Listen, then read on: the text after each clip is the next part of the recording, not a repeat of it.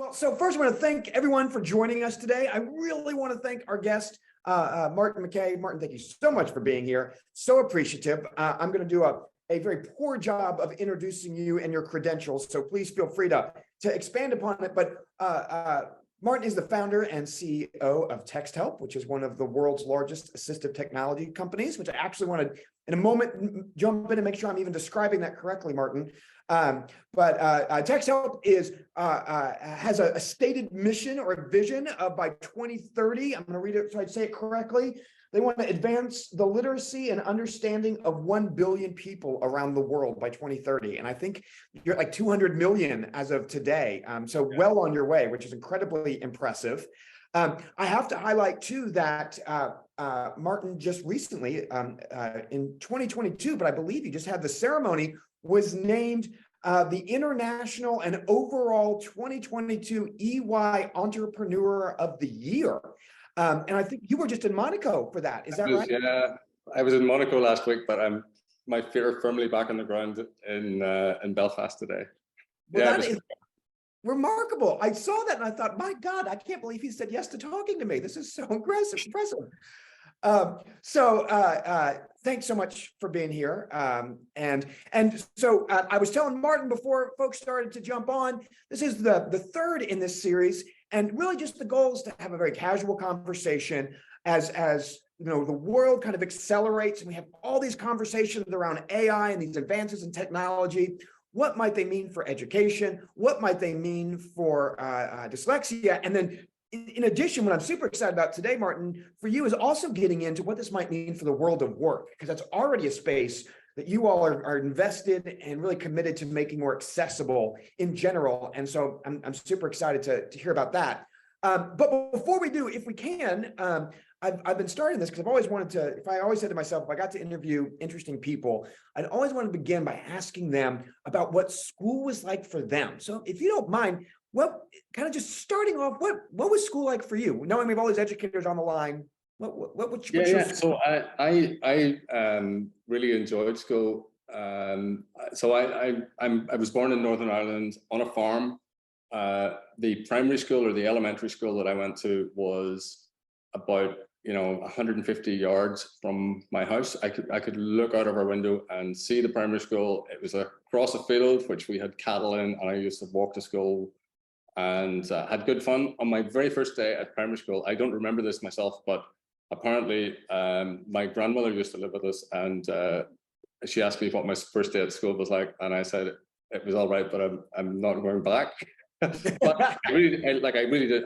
I'm very fortunate. I had great teachers, and I had a really good experience at primary school. And then in the UK, that we've got this kind of system where you get separated into what, like, the grammar school system or the high school system. And I was, it's kind of really high stakes assessment when you're 11 years old. And I'm fortunate to go to a really good grammar school, and I love that. And I love the kind of social aspects of it as well as learning. I've got a little bit more of a science orientation, not kind of languages or arts, but I had a really good time. And my university career less. I think I'm good. I was good when people were teaching me, but when I was expected to go and learn for myself, I don't think I was ready for it. And I didn't enjoy myself. I didn't enjoy the academic part of my university life quite so much. I think I was just like 2 years too young. Interesting. But my school, loved it. Brilliant, really good time. Interesting. That's so fascinating to hear, because it's so the opposite of my own experience, right? Because I hated school until I could actually like use it, and then it made sense. And again, it's not what we're here to talk about, but it makes me think. Do you think that you referenced maybe being a little too young for university, and do you also think it's because school in a traditional sense was so separated from then what was expected of you from like the application piece? Yeah, I think it was kind of, the schools that I went to were it's kind of old fashioned. They kind of drilled the information into us, and we didn't really have to make that much effort as long as you paid attention in class. It was just the delivery was brilliant. And then, you know, when you go to university, you're kind of expected to stand on your own feet, learn for yourself, do your own research. And at that, and I suppose getting away from home and, you know, being an adult for the first time, I just wasn't ready for it. I probably could have done with about 4 years out to grow up a little bit and become a little bit more responsible. Yeah. And my kids are completely different. They've taken to university and you know, they're doing really well and relishing the academic side of things. So it's thankfully they've learned from my mistakes. Well, good. And clearly it worked out. Clearly it all. Yeah. Um, Not a recommended strategy, I don't think, but it worked out okay. Yeah, that's funny. Okay, as we launch into things, I thought it might be helpful. So as I mentioned, it's the third series, and thus far I've really talked to more to educators, and you're the first kind of industry person, and I'm so excited for that. But I thought it might be helpful as we begin to define a few terms that I'm guessing we will use, but that may not be as ubiquitously understood, or I want to also make sure that I am using the terms appropriately myself. So TextHelp, I'm going to say, is primarily an assistive technology company, and please correct me if that's inaccurate. But if that's the case, would you define assistive technology as you think about it, as you understand it? Yeah, I would say we are, you know, kind of 80% an assistive technology company, and assistive technology is just technology that helps people, and we try to help people with their comprehension. We try to help people with their writing and their spelling. And so anything that gives them a little bit of extra help to support their comprehension and learning and helps them to be more independent, we call assistive technology. Gotcha. And very helpful. Thank you. And then would you also, for my sake, for everybody's sake, also think of you're an ed tech company, and we hear a lot about ed tech, and suddenly we're hearing so much about ed tech. How do you define or think about ed tech? Yeah. So that's a really good question. And I think that, you know, over the years, we have, you know, 20 years ago, I started this business when I was a young chap with dark hair, and I'm an old goat now. But when I started out, special ed, very often kids were separated off in a different classroom and had different technology and were treated really quite differently. And now there's a much more inclusive classroom. And so sometimes when I'm describing us, I kind of describe us as an inclusive technology classroom or an inclusive technology company, because the tools that we provide, that we try to kind of level the playing field or enable all kids to consume the same curriculum and work more independently. And there is a strand, I mean, there's some of our work which is definitely more inclusive than assistive, because you know, kids with dyslexia struggle with math as well as English or Spanish or any other language, because math is a language of its own, and it's got a notation and it's got a way of being read aloud, and dyslexic people have difficulty with that as well. So we've been building inclusive tools for English and math that allow teachers to teach for the whole class, and it provides kind of additional supports for the kids who struggle with the kind of decoding and encoding of math notation, the reading and writing of math notation or English. And so that's probably, you know, that's a growing piece of our business. And then the other thing that we've done is that we've been doing this for so long that the kids that we've helped through elementary school and high school and university are now going into the workplace. And in education, particularly in North America and in the UK and in Nordics, I know people complain about provision for kids with disabilities and kids in special education, but it really is quite structured. Teachers are pretty well trained to identify kids who are struggling. There's the whole IEP process. So, you know, it's a very structured and supported environment. But then when kids leave school and go to work, they very often don't want to disclose that they're dyslexic because they think that's a career limiting move. And there just is not the same kind of level of understanding and awareness in the workplace. And currently about 15% of our customers are in the workplace, and that piece is growing quite rapidly. So I think that's it's a good thing to see that supportive environment is flowing through from education into workplace, but it's still at a fairly early stage. Yeah, and so I love that so much what you just said, and I wrote down inclusive technology company because I really like that, right? I think that's such a great way of phrasing it, and an evolution of how we're all thinking about this, right? I like that, and we're here to talk about AI and what life might bring and all that, but I would love to jump in for a minute to the workplace stuff because I think that is unique, and I think, you know, as educators, it's difficult for us to conceive sometimes what college may be like, let alone what the workplace might be like, even though ultimately that's what we're trying to get kids ready for. And I know you guys have, what is it, ReachDeck, right? This kind of suite of things.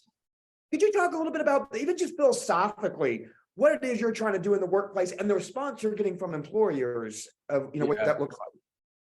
Yeah, so we're trying to do two things in workplace. So, and if you think about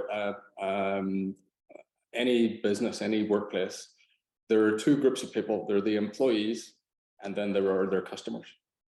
And so we've got, and if you're a company and you've got a website and you want to promote your product or service to the general public, it's important to realize that, you know, 8–10% of that general public are dyslexic, 10–15% of them won't be reading in their first language. There's just going to be I mean, there's a relatively low level of literacy, you know, in terms of reading age in the general population.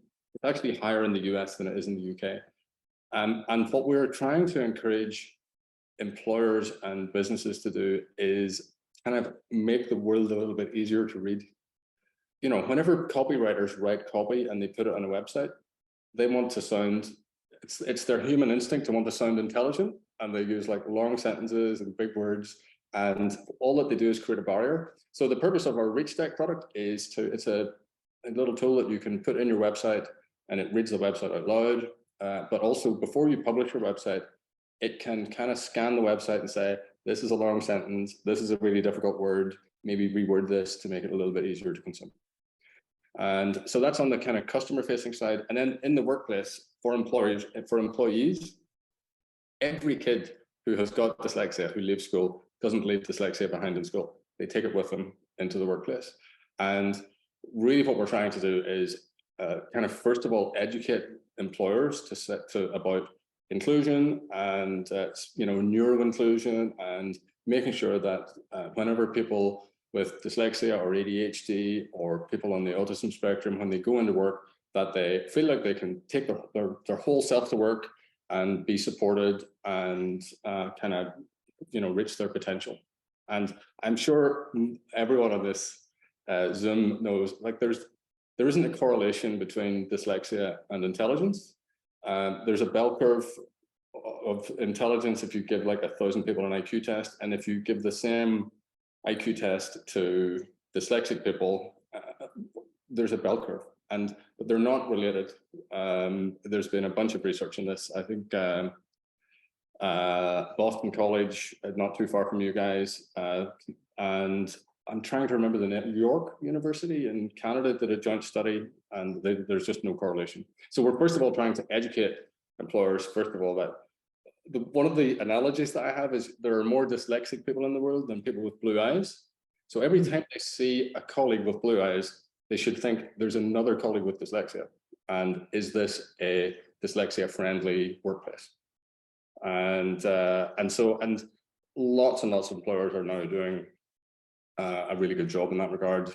We're partnering really closely with EY, and they've got 400,000 employees, and they've got around the world 20 what they call neurodiversity centers of excellence, and they're, you know, supporting their employees. And it's really just, it's the same tools that are in school, but they're just more kind of workplace appropriate. So we've made workplace versions of our education support tools. That is so helpful to hear. I love so much about that. First, I hadn't even thought about the customer aspect of that. I think that's really cool, right? And your point that so many, it may not be dyslexia, it might be kind of limited reading, and or, to your point, non-English speakers, right? And so that's fascinating, right? I didn't think about that. And I should say out loud, I think it's obvious, but I have no financial stake in TextHelp. I wish I did at this point now that it's doing so well, but I have no financial stake. But so when you're talking to folks like EY and you're talking to other large, and EY is gigantic, by the way, I think we all know that, but that's, Fortune 500 company, it's gigantic. Do you also find that there's a conversation around, yes, we want to make this accessible and inclusive, and is there also any conversation about, we want to purposely attract people who might need these tools? Yes, yes, that is like a very deliberate. So EY deliberately seek out people on the autism spectrum to work in their data science teams. GCHQ in the UK, which is for the US people who may not be familiar with GCHQ, it is our version of the NSA. It's like the security service for the United Kingdom. And they deliberately seek dyslexic people because they think differently, and they are, better at decoding things, better at spotting patterns. I'm not sure if anyone, there was an International Dyslexia Association event a few years ago on the West Coast, and there was a French researcher on who had done some research into, the guy who did the brain scans, and the piece of our brain that non-dyslexic people use for reading, dyslexic people use for something else, generally pattern recognition oriented. And that's why we've got lots of, brilliant dyslexic designers and architects and so on and so forth. And smart employers understand that and are seeking out these people and then supporting them in the workplace. That's great. That's great. And kind of getting ready for this and talking through this, one of the things I also think is helpful that I thought through in looking at what you do, again, and we'll get to the teaching side and education and AI in a moment, but you started the company, am I right, because your dad had a stroke and was struggling to communicate, is that right? Yeah, when I was 12, my dad had a stroke, and it was a left brain stroke. So he lost the ability, it was quite severe, kind of right side of his body was, couldn't use his arm or leg. And, but because our, speech and communications is in our left hemisphere, he really lost the ability to communicate and struggled with understanding and making himself understood. And so I started out making software for people with stroke and motor neuron disease and cerebral palsy. And I was in the UK, I was selling it into initially universities, because universities all had an accessibility center. There's a legislation initiative to try to get more disabled people into university. And so every university got an accessibility center. And I was talking to a lady in Scotland who said that she had one student with cerebral palsy, and she reckoned about 200 with dyslexia, and there were just no good support tools, and she couldn't, there was no assistive technology. And she saw the text-to-speech that we had in the communication tools, and she saw the word prediction that we put in to accelerate communication for people with cerebral palsy.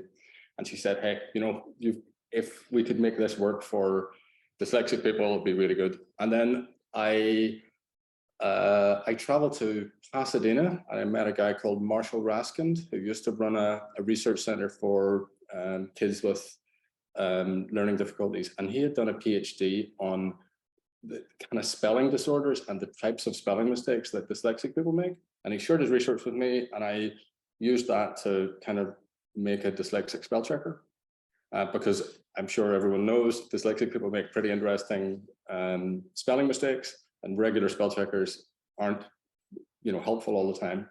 And so we put a combination of text to speech and word prediction and a dyslexic spell checker together, and that was how it started. So it kind of started off in more profound communication and motion and dexterity disabilities, and then I kind of moved over towards the more kind of higher incidence but less profound disabilities. So first, guys, I love the dyslexic spell checker, by the way. I love it because the number of times I also will just Google a word because I can't, it's coming red, but it's not even identifying what I'm trying to get it to do on whatever the word processor is. So I love that. And it also makes me think, and again, we'll switch over in a moment to education and AI and all those things, but your dad as an example, or kind of life events as an example, right? Really incredibly bright, incredibly capable people that have a life event that prevents them from communicating the way that they typically would. Yeah. I also think of these, neurodiverse, autistic, dyslexic, ADHD, whatever it is, these people who have availed themselves to work for EY or these other companies, right? These are obviously incredibly bright people. And so, you know, you are not, and tell me if I'm articulating this correctly, you guys don't create shortcuts or even crutches. What you often do is give people back time. Is that fair to say? Or that the use case is not an illiterate person necessarily, it's a capable person that you are kind of allowing that to come through. You know, it's like, do you know what? It's like these glasses. When I take my glasses off, I can't work, right? I cannot read and I cannot write. I could not do my work. And I put these on, they work. So this is an assistive technology and they just enable me to be more productive. And that is really all that we try to do. So it's definitely not a crutch. It's just a little bit of help. You know, it's like if a short person can't reach a tall shelf, you give them like a step to step on and they put it in the tall shelf. And that's really all that we do. We just try to make it a little bit easier. And I think that, you know, for people who, you know, I'm sure you've seen this, you've like, you know, kids who are obviously bright, really conversationally fluent, but then when they try to put it on paper or type, you know, they struggle without a little bit of help. But it's all that we're doing is helping them get the knowledge on the page or help them get the knowledge on the screen. We're not making it up for them. And I think that's an important, when we get to talk about AI, I think that's an important piece because we don't want AI to be writing for people. We want to unlock their potential and allow them to express their own knowledge and understanding themselves. We'll help them, but we don't want to be writing for them. We just want to make it easier. That's great. That's a perfect segue because let's kind of dive into that because I think that is, among so many other things, the tension right now. I mean, as you know better than anybody, there are still kind of schools of thought that are kind of skeptical of even how you just described things, right? That, you know, assistive tech or inclusive tech, which I like even more, is a tool, not a crutch or a workaround or, you know, so on and so forth. And so an AI in theory could accelerate all these opportunities. So before we even dive into the tension, tell me what are you seeing in AI? What are you thinking about AI? Where are you at with all this? So, and like zooming way back on a 30,000 foot view, I think this could be the fourth human revolution. You know, we had the cognitive revolution, the agricultural revolution, the industrial revolution. I suppose the fact that we had the internet, you know, the kind of the digital connectivity revolution. But I think this AI in general will, I think, be. I'm an optimist. I think it will be brilliant for humankind. It just needs to be managed carefully. At the moment, we're in this early stage where it looks like it's gained, you know, kind of human-like intelligence, but it's still hallucinating. You know, you can ask it for things and it makes stuff up. It'll cite papers that don't exist and all, you know, so it needs to be used carefully. And then also, like when you're presenting, if you present stuff to kids that has come from an AI, you've got to be sure that it's safe, that it doesn't include anything, you know, offensive. And so that's there's a lot of complicated stuff around there. And I think it's going to be very different in education and the workplace. But I think, you know, it's a very difficult thing to conceive of, but we all need to get comfortable with it because there's no way that it's going away. And, you know, if we want to have our kids ready for the workplace in 10 years, they've got to understand, in the same way that 10 years ago, we were teaching kids how to use a computer and be ready for, you know, the future workplace that has computers in it. The future workplace is going to have AI, and we need to get them ready for it. But we need to do so carefully and responsibly. And I completely agree. And I really love this kind of the fourth era, right, of human evolution. And when you think about the workforce of the future, 5 years now, 10 years, 15 years from now, what are you thinking or pondering will look different? What are those kind of large differences or kind of trends or themes that we as educators should probably be thinking about? I think that, you know, productivity is going to be much better because, you know, people won't have to write every single word. I mean, an AI, everyone's kind of all excited about ChatGPT because you can tell it write an essay about, you know, Winston Churchill or George Washington, and it writes it for you, and then, well, you know, why bother learning about, you know, Winston Churchill or George Washington, because this thing is just going to write it for you. I think that's the wrong way to think about it. And I do see the challenge in education, because how do you assess a kid's knowledge? How do you send a kid home with homework if they can just get an AI to do it for them? And I think that kind of flipped classroom, where, you know, kids are learning on their own and then kind of doing their homework in the classroom, that might be part of that solution, because the teacher can see that they're really, you know, showing their own knowledge themselves and not using an AI to show the knowledge. But I also think AI can be incredibly useful for, you know, in the classroom and I've gone off topic, I've gone off the workplace topic, but I think it'd be incredibly useful for kids with dyslexia. There's some things that AI is brilliant at, and it can be really helpful for kids with dyslexia. We've been training like an AI-driven dyslexic spell checker, and it is unbelievably good. It is just unbelievably good. And we've had technology for a few years, and, you know, we joined forces with Don Johnson a few years ago, and Don Johnson have got this thing called Rewordify, where it takes complicated words and replaces them with a simpler word. So it'll take a piece of text that's maybe, I don't know, like reading age 12, and it can reduce it to reading age 9. And it is pretty good, but AI can do a tremendous job there. It's just does such a good job of simplifying text and summarizing text. So it's not generating extra nonsense. It'll take like a 500-word passage that lots of kids won't engage with because it's just too big, too scary, you get too many difficult words. And you can just dial it down a bit. You can say, well, okay, I can manage like 200 words at 2 years lower reading age, and it just does a perfect job. And it allows kids to develop a little bit of reading muscle, consuming the same type of content as the rest of the class, just dialed down a little bit. And I don't know if anyone's familiar, people on the call may be familiar with a product called Newsella. And Newsella takes like today's news or, you know, topical articles, and it writes the same story at several reading ages. In future, you're just going to be able to do this with anything, just like turn a dial and simplify the content or make it more, you know, enrich the content. I think that's something that's incredibly powerful. So like spelling support, like simplifying and summarizing text and this is not to say that to prevent them from reading 500 words. There was a study done on this, on summarization. I see Jennifer Topple on the call, and she'll remember this. I think it was Dave Eddyburn who did the study, and looking at summarization. And if you give kids 500 words, kids with dyslexia or other learning difficulties, they'll just disengage and they won't try. But if you give them 200 words at a lower reading age, they'll try and they'll get engaged and they'll build some capacity.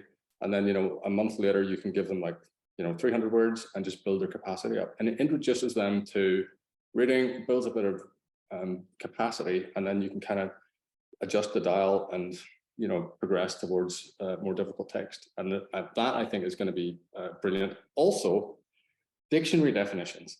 So we're playing with this, and it's amazing. It is amazing. So, you know, whenever we put a dictionary in our products, you can never get it right, because you either have like really simple definitions and it's great for young kids, or if there's an advanced word, like every word in English has got an age of acquisition. So kids know the word cat and dog when they're really young. They'll typically learn the word photosynthesis around age 12. And if they go to university, they might learn the word photochromatography. But I defy you to find a definition for the word photochromatography that is easy to understand, because it assumes knowledge. But with AI, you can say, I am 10 years old. I want dictionary definitions that are appropriate for a 10-year-old. And we've been playing around with this. Like, you can give it the word femtochemistry, which is studies chemical reactions at the femtosecond level. And if you look for a dictionary definition, they're really hard to consume, the dictionary definition. But we've had an AI give us a definition for a 10-year-old, and it's understandable. And it's beautifully crafted, easy to understand text. So those are some of the things that we're going to be releasing, you know, that use AI to support specifically dyslexic kids. Much better spell checkers, really brilliantly, just so impactful text summarization and simplification tools, and then these kind of age appropriate and cognition appropriate dictionary definitions. Lots and lots of cool things that are coming.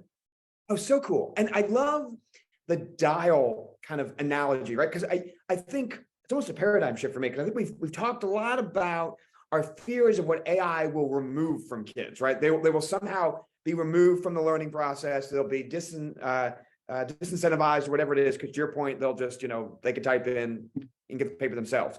But I love this idea of not only we as educators can help model and turn that dial, but you as a consumer of information. And I think about that kind of to the previous conversation about the workplace. I make all kinds of adjustments. I have no idea what photocargo was. I have no idea what that is, but I would figure out a way right in the workplace if I needed to make an adjustment in order for me to have access to it. And So my lack of knowledge is not an impediment. It would be my inability to figure out what to do about my lack of knowledge.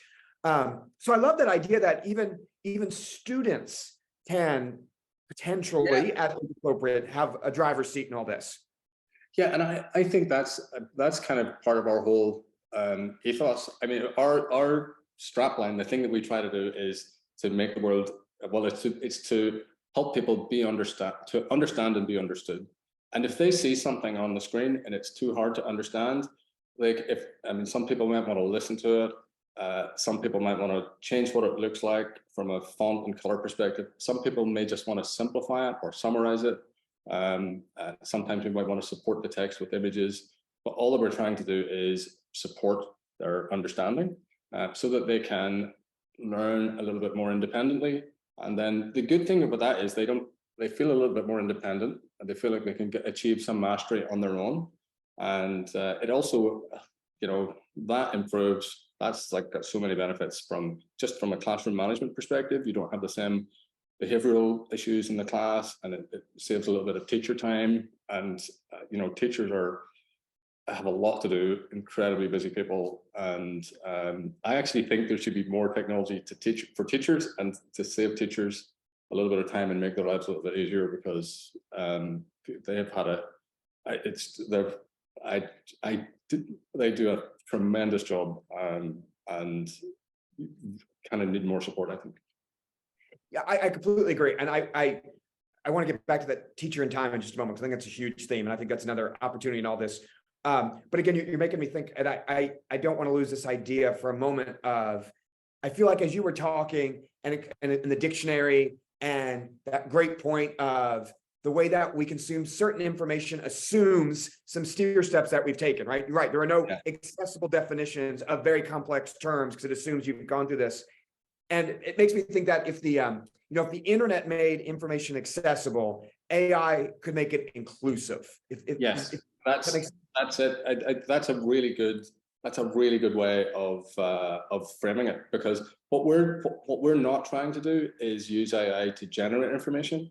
We're trying to use AI to simplify to improve the understanding so that people can consume it in a way that suits them best. That's a really good way of. The thing that concerns me about AI in education is probably the same thing that concerns a lot of teachers, which is like, if I give a kid a piece of homework, how do I know that an AI is not doing that? I don't know what the answer to that question is. But I think that for teachers, there are so many cool things that it's going to be able to do. Like, it's going to simplify lesson prep. I mean, it will make a lesson plan for you. But honestly, you could walk into the class and say, what do you want this lesson to be on today? And, it would create a lesson plan in 15 seconds, and then you can get started with it. It is really incredible from that perspective. And, it's going to end up being baked into Google Classroom and Canvas and all of the tools that people are using, so that a teacher will be able to create classroom quizzes immediately that will auto score and that are on topic and on grade level, and that they'll not have to think about finding all that information. All that stuff is going to be so much better. And, it is going to do a lot of things that save a lot of teacher prep time, and also save a lot of teacher assessment or scoring time. So there are going to be huge productivity benefits. Well, and let's dig into that more, because I agree. And I think if coming out of COVID, one of the things that worries me is I feel like this is a COVID-esque moment in education again, and that there is rapid change. And if we've learned anything from COVID, the only way we can do this is by genuinely and probably for the first time actually taking something off the teacher's plate instead of just adding. We always talk about it, but this might be it. So I want to dive into that a second, because you are already kind of pre-AI or at least stage you're at right now. You already have a tool around writing and an assessment around writing and grading, right? Yeah. Can you talk about that? And do you foresee that changing or advancing? Yeah, I do actually. This is a really good example of kind of previous generation AI as opposed to kind of what's appearing now. So we created a tool to try to help teachers assess writing and save them a little bit of time. But the other thing that we wanted to try to do was try to introduce some consistency in the assessment of writing, because you could get a piece of writing and give it to 10 different teachers and ask them to score it out of 100, and you could get really quite different numbers from 10 different teachers just because of how they view it. So we did some research with University of Central Florida, and we looked at writing. And so when we write in bursts. You kind of think about it, then you write a few words, you think about it, and write a few words. And there's a really strong correlation between burst length, the number of words that people write at one go, and the quality of the writing. So we're tracking how much kids write, how many spelling, punctuation, and grammar errors they make, their text maturity. So and that uses that age of acquisition model where the word cat and dog, are young age, photosynthesis, maybe like age 12. So every word has got an age of acquisition, and you can kind of see the maturity of a person's writing, and then you can look at spelling, punctuation, and grammar, text maturity, and so on, and you can kind of come up with a score. And what we did was we made the tool free for about a year and a half, and we collected probably 500,000 documents from around the US. When teachers scored the document, they told us what grade the kid was, and they scored the document. And then in the second phase, we automatically scored the document and showed the teacher what we thought, and then they could disagree with us. They could say, "Oh no, you missed that grammar error," or whatever, and that taught our system a little bit more. And and now you can basically, if you give it a piece of writing and you say this is a sixth grader's writing, it will show you what quartile that kid's writing is. But it'll show you that kid's writing, for example, is in the top quartile for text maturity, but is in the bottom quartile for spelling. And then you can say, okay, this kid is clearly, wants to express this higher level of vocabulary, but they're having difficulty with spelling, and they can focus on spelling or get them some tools to help them with writing and so on. Pretty interesting. I think the assessment of long form writing is going to change radically.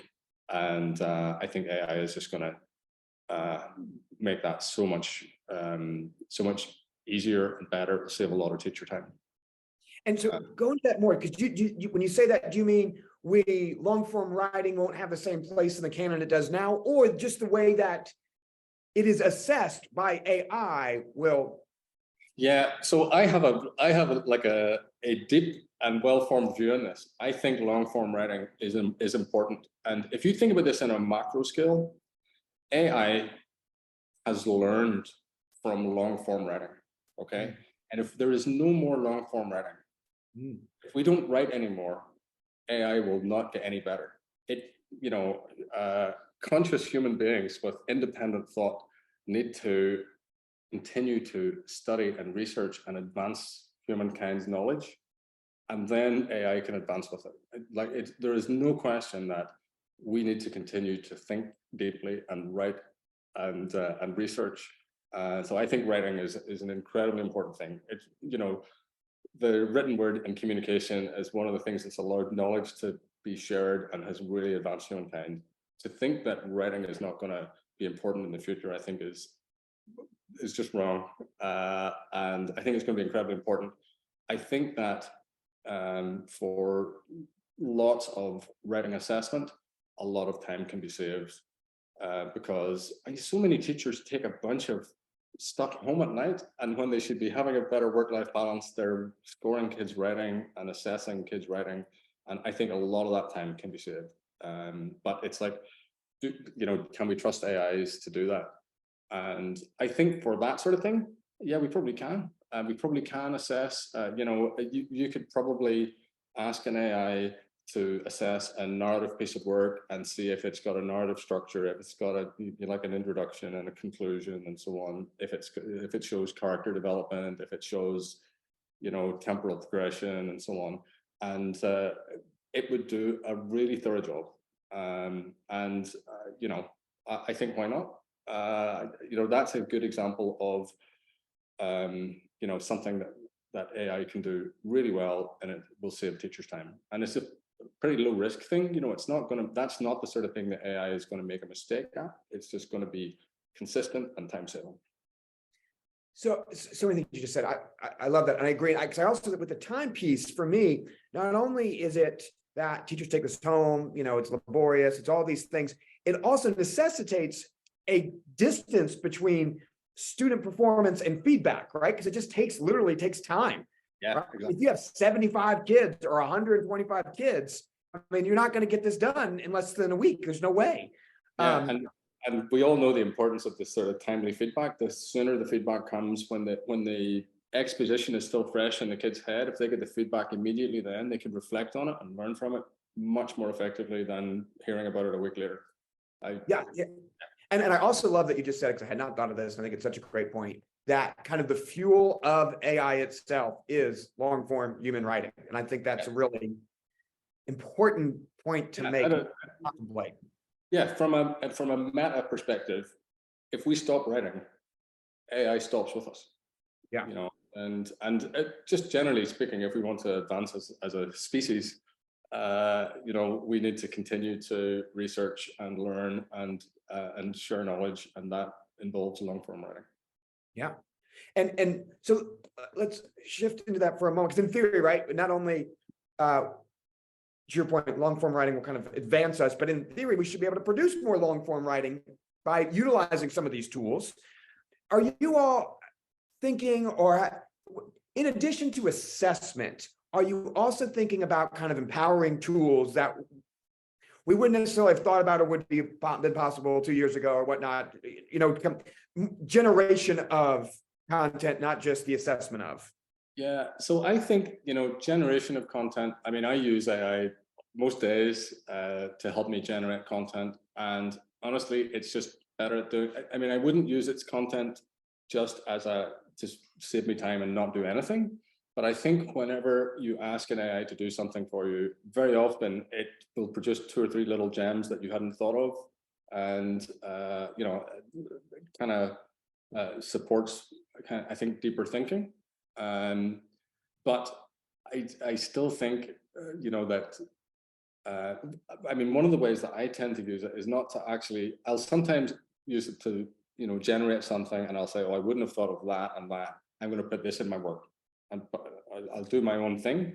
But very, very often I will, if I've got a proposal to write for something, or like a business case, or I'm trying to do some communications, I will often ask the AI to make this easier to understand, or make this more concise, or rewrite this for this audience.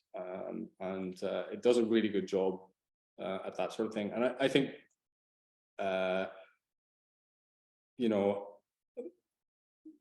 we want to try to get the students' own real opinions on this, and let them expose or express their own thoughts and their own knowledge. I don't know, like if I was an English teacher or a geography teacher or a history teacher, and I was having kids turn in essays, I do accept that it is a real challenge, not knowing whether your work is student generated or AI generated. I know Google is doing an interesting thing. They are kind of almost like fingerprinting each piece of work that they create. And then there is a kind of plagiarism tool that's coming that will be able to tell you whether that came from their AI.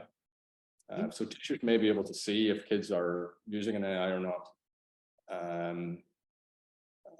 I'm not, you know, I don't know what the solution to that one is. I still think we really need to teach kids to be thoughtful and structure the writing and teach them to write. It's like a really important piece of communication.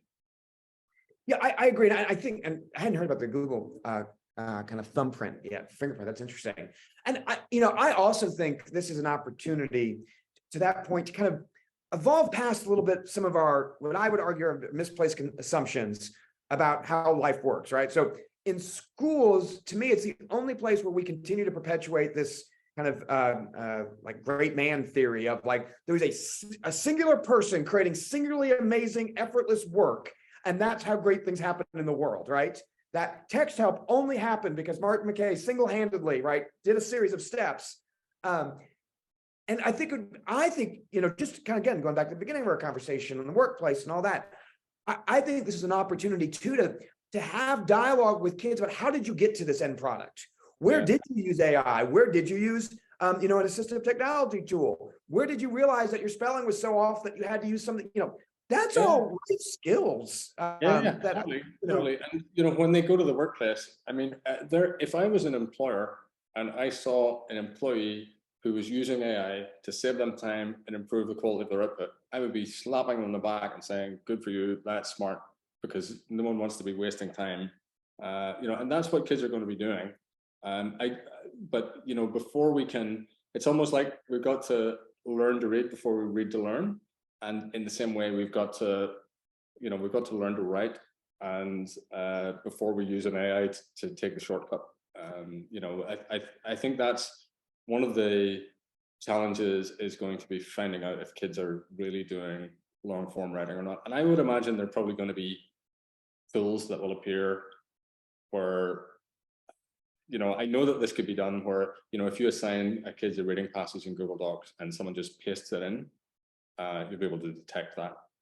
And so, I mean, I would imagine there are going to be tools appearing pretty soon that will tell teachers if it was typed in over a period of time. In fact, any teachers who are on here who use Google, if a kid turns in a document in Google Docs, you can go to the revision history and see how long they spent writing and if they pasted a whole whack of text in.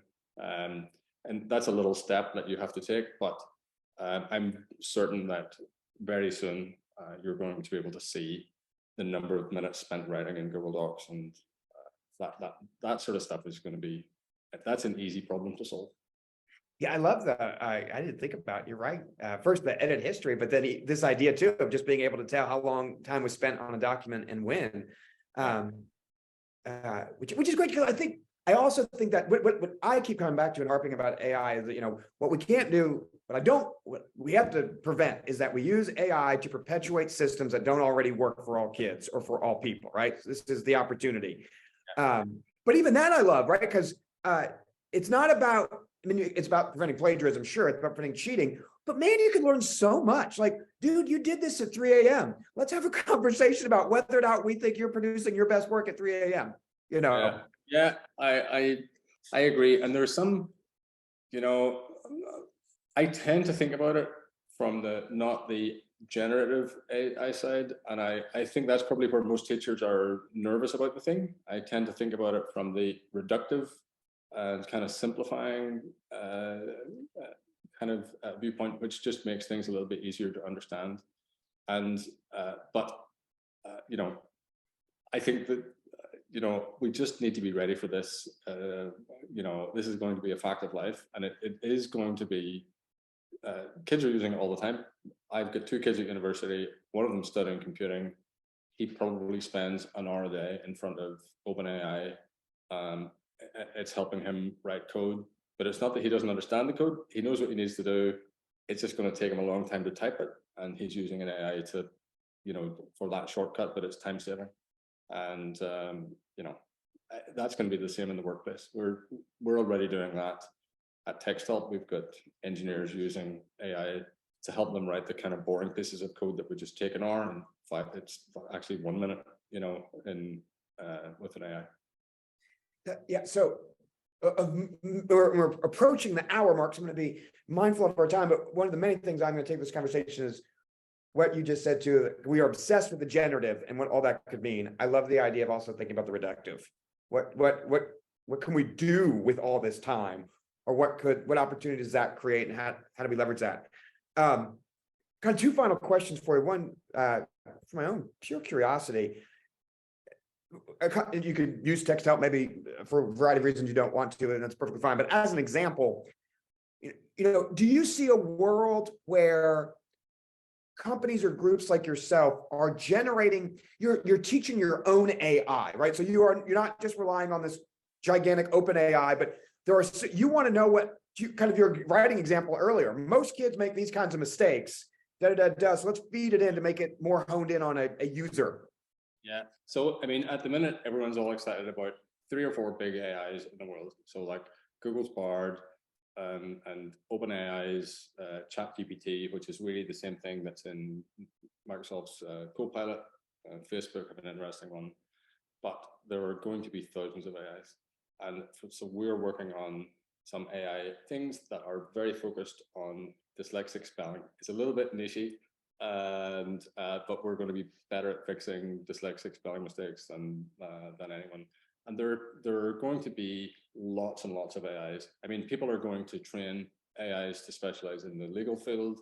There are already AIs in chemistry to help spot proteins, the protein folding thing. And there are going to be lots and lots of AIs, and people are going to be training AIs. Do you know what it's a little bit like? I remember when the internet started, and if you wanted to run a web server, you needed to have like a beard and sandals and be a real geek. And, you spend weeks getting this thing up and running. And then once you got the server up and running, you had to hand code the HTML pages. And it was like quite specialist and nerdy thing. And nowadays you can go to GoDaddy and spin up a website and, have the copy and so on. Training an AI there are a small number of people in the world who are very specialist researchers who know how to, train and build AI models. That's just going to become like the GoDaddy model, where anyone is going to be able to train an AI. That seems to be inevitable to me. Most things follow that general path, and I think it's going to be really interesting. There's a question, Josh, from Kristen. Can I comment on the thoughts on potential benefits on the writing side of AI? Is this on assessing writing or the kid writing themselves? Kristen, can I ask you to chat in there? Is that on the writing side or the teacher assessing writing? I think the teacher assessing writing, the no-brainer. AI is going to be super useful. We're looking at AI to improve. Yeah, super. Thank you, Chris. We're looking at AI to improve word prediction. Like word prediction is a super useful tool for dyslexic kids. Research shows that they write twice as much. And we didn't do a study on this, but it's just obvious that the vocabulary maturity increases because they're not afraid to make a spelling error. And so they'll type the word they want to type, or try to type the word they want to type. So, word prediction is going to improve. I think, no, you don't need word prediction for AI, but there's probably, an improvement that can be delivered through AI. AI is too slow to do the type of word prediction that we do now. So in co-writer or in read and write, you need the prediction to be on screen in 300 milliseconds, and AI is way too slow. But you could potentially use AI to build a better prediction engine and have that running locally. Spelling is going to get better. Dyslexic spelling support is going to get better. Yeah, topic dictionaries. I think that topic dictionary thing, having these age-appropriate definitions is going to be game-changing. We've always had 2 dictionaries in our product, like a younger-focused dictionary for younger kids and English language learners, and then a kind of more advanced dictionary with a much larger set of words. But it's, there's nothing in the middle. And I think you're just going to, kids are going to be able to almost like turn the dial for the age appropriateness of the definition and have really nice, clear, concise definitions.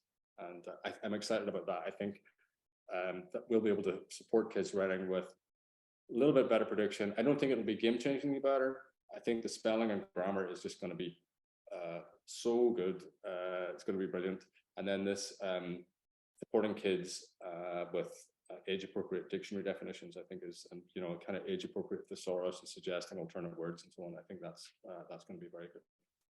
Yeah, and it also makes you think as you say that, and again, be mindful wrapping up on time, but culturally a sensitive or responsive dictionary definitions too, right? Because I can't think of anything, but I'm sure a word in Belfast for a 10-year-old might have a different connotation than for a kid, in Boston or in LA, and just kind of thinking through that, right? Yeah, we were talking about that. I was on a working group recently, and that actually came up in conversation because there's local vocabulary and context that we kind of assume, and we've got this one dictionary for everyone.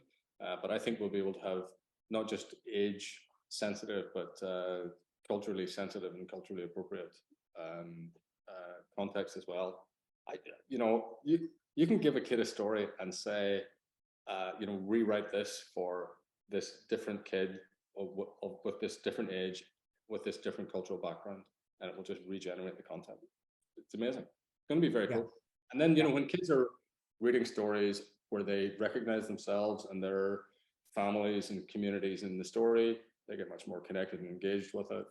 And I think it's going to be fantastic.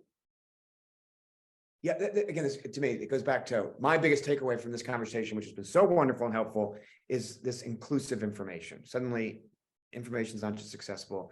The dial. I love the dial. And the last thing I'll say, as we run out on time, I also am dying as you work through this kind of dyslexia spell check, and it becomes more advanced. And I think also as educators, we could learn so much about the frequency of certain kinds of spelling patterns, or certain, we kind of just throw the whole kitchen sink at kids right now, and maybe we'll find one day that there's actually, where do we need to focus our time, knowing that not all kids can invest or have the opportunity to come to a specialized school or this or that, or I think we'll just learn some meta things. It'd be amazing. We've been collecting, since we released our Google product, which had to be cloud-based because Chromebooks are all in the cloud.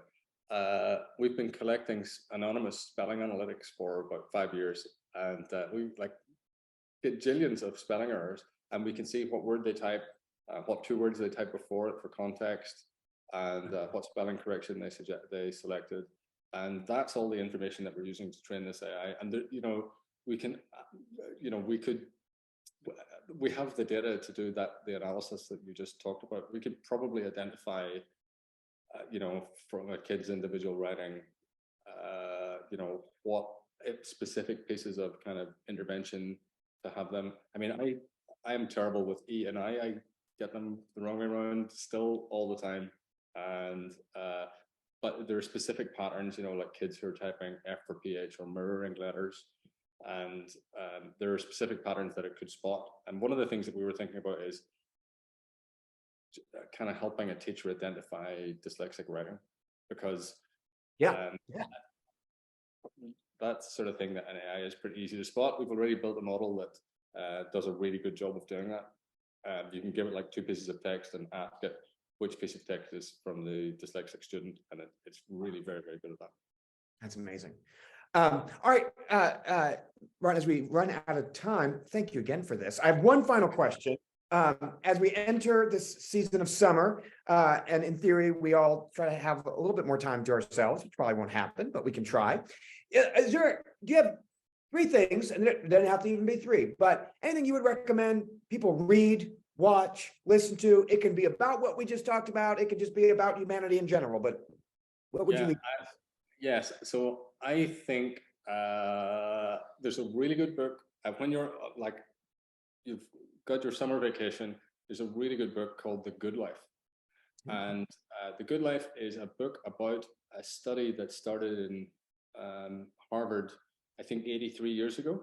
And it was a broad longitudinal study of what makes people happy.